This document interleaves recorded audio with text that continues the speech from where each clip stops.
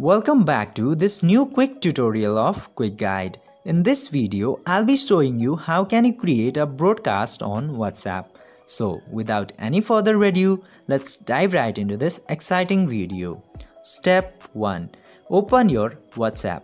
Firstly, you just simply have to open your WhatsApp application, and after opening the application, click to the three dot button into the top right corner.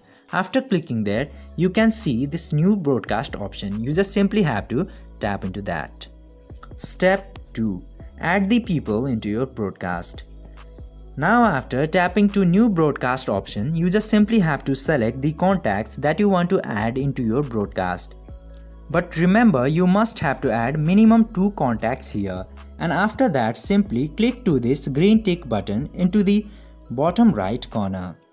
By following these very easy steps, you can also create a broadcast on WhatsApp. I hope this video was helpful for you. If yes, don't forget to like, share and subscribe to the channel. Thank you for watching this video.